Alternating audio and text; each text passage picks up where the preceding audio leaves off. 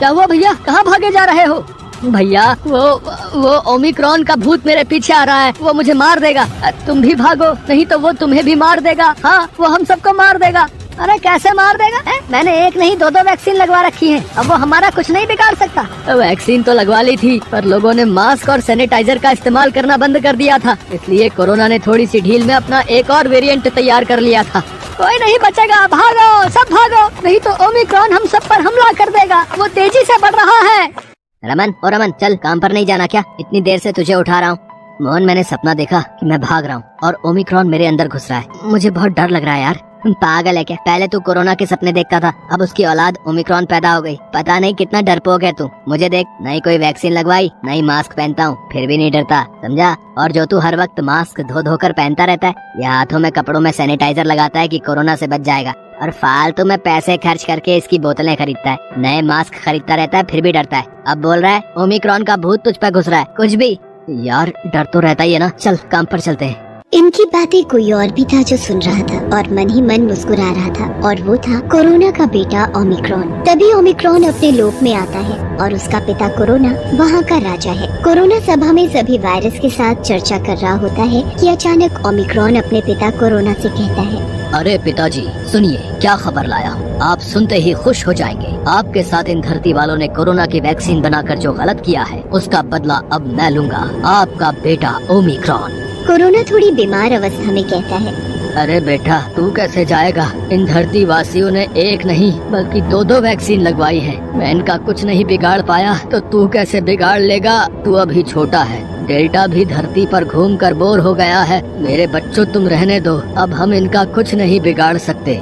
नहीं पिताजी, मैं जाऊंगा धरती पर और सबको ओमिक्रॉन भूत बनकर डराऊंगा भी और खाऊंगा भी, क्योंकि अभी भी बहुत सारे बेवकूफ लोग हैं जिन्होंने एक भी वैक्सीन नहीं लगवाई है, न ही मास्क लगाते हैं और न ही वो क्या है इनका सैनिटाइजर इस्तेमाल करते हैं। बेचारे, इन्हें क्या पता कि ये ही हैं जो हमें और ताकतवर बनाएंगे। ओमिक्रॉन का भूत अपने पिता कोरोना का बदला लेने धरती पर आ रहा है। और बस फिर क्या, ओमिक्रॉन अपने पिता कोरोना की अनुमति लेकर धरती पर आ जाता है और उसकी नजर उन लोगों पर रहती है जो बिना वैक्सीन, मास्क और सैनिटाइजर लगाए घूम रहे होते हैं, जिसमें से एक था मोहन, ओमिक्रॉन का पहला निशाना। रमन यार सुनना, सर्दी बहुत हो रही है आज, तो चलना चाय के खोखे से एक कप चाय पीकर आते। यार लेकिन रात के 12 बज रहे हैं और ओमिक्रॉन भी फैल रहा है। घर पर ही रहते हैं यार, नाइट कर्फ्यू भी लगा हुआ है। तू देख रहा है ना, पुलिस वाले हमारी सुरक्षा में गाड़ियाँ लेकर घूमते हैं। जितना हो सके कम से कम घर से बाहर निकलो, जब जरूरत हो तभी बाहर निकलो। जरूरी थोड़ी है हमारा बाहर जाना। अरे तू बड़ा डरपोक है? फिर डर गया? ये ओमिक्रॉन कुछ नहीं है, ये सब अफवाह है। लोग फालतू में डर रहे हैं और सबको डरा भी रहे हैं। चल यार तू चाय पीने। पर मोहन रमन की एक नहीं सुनता और वो चाय पीने निकल पड़ते हैं। यार मोहन, मास्क तो लगा लेता। तूने ना वैक्सीन लगवाई है ना मास्क लगाया है, और सैनिटाइजर तो भूल ही जाता है। पता है, ओमिक्रॉन ऐसे ही लोगों की तलाश में रहता है कि ऐसे लोग घर से बाहर निकले और वो उन्हें अपनी चपेट में ले ले। अरे छोड़ना यार, ये सब बकवास की बात है। मैं तो वैक्सीन बिना लगवाए भी ठीक और मस्ती में घूम रहा हूँ, दिख रहा है? और तू लगवा कर भी परेशानी में है। अरे वाह, मुर्गा अपने आप ही घर से बाहर आ गया, वो भी बिना मास्क के। अब इसे मुझसे कोई नहीं बचा पाएगा। मोहन को पता नहीं, अचानक से कोई नजर आता है, जैसे कोई भूत हो, और आवाजें भी आने लगी हैं। यार ये कौन हंस रहा है यार? कौन हो तुम? अरे रमन देख, ये कौन है? मेरे को डर लग रहा है यार। भाई चल यहाँ से। किसकी बात कर रहा है? कौन है? कोई भी तो नहीं है यहाँ। भैया जी, कहीं पी तो नहीं रखी है? चुप करो यार, तुम में से किसी को नजर नहीं आ रहा है क्या? ये सामने भूत खड़ा तो है।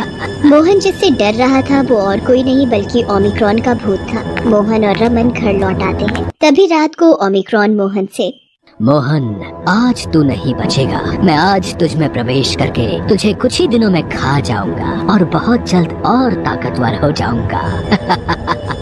अबे ओए, पर तू है कौन? मैं हूँ ओमिक्रॉन, कोरोना का बेटा और डेल्टा का भाई। आज मैं अपने पिता का बदला लेने आया हूँ। धरती पर सबने वैक्सीन लगवाई, पर तूने नहीं लगवाई, न मास्क पहना, न सैनिटाइजर लगाया, और तभी तूने मेरा काम आसान कर दिया।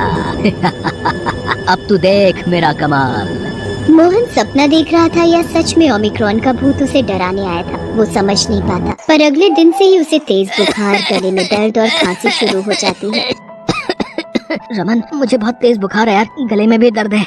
पूरी धरती पर हाहाकार मचा हुआ है। जिसको भी देखो उसका गला खराब और उसे सर्दी खांसी जुकाम हुआ रहता है। ओमिक्रॉन ने अपना जाल बिछाना शुरू कर दिया है। तू भी एक बार डॉक्टर से टेस्ट करवा ले, कहीं ऐसा ना हो कि बहुत देर हो जाए। मोहन ओमिक्रॉन का टेस्ट करवाता है और उसकी रिपोर्ट पॉजिटिव आती है। वो ओमिक्रॉन की चपेट में आ चुका था। मुझे नहीं पता था ये वायरस इतना दर्दनाक है यार।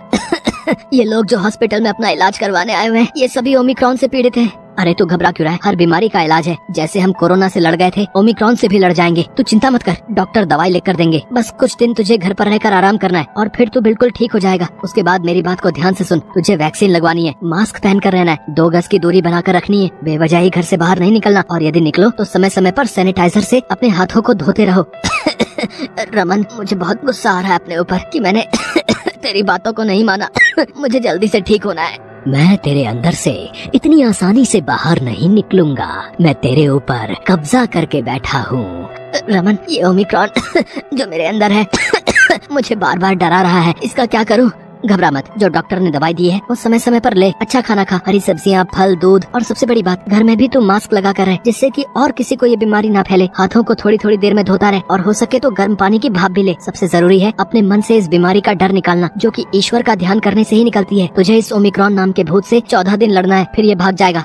मोहन रमन के साथ घर आ जाता है। रमन और मोहन दोनों 14 दिन तक घर में ही रहते हैं। रमन को वैक्सीन लगी हुई थी, इसलिए उस पर ओमिक्रॉन का कोई असर नहीं होता। रमन मोहन का बहुत ध्यान रखता है। ये देखकर मोहन बहुत प्रायश्चित में था कि उसने पहले रमन की बात को क्यों नहीं सुना। धीरे धीरे मोहन ठीक होने लगता है।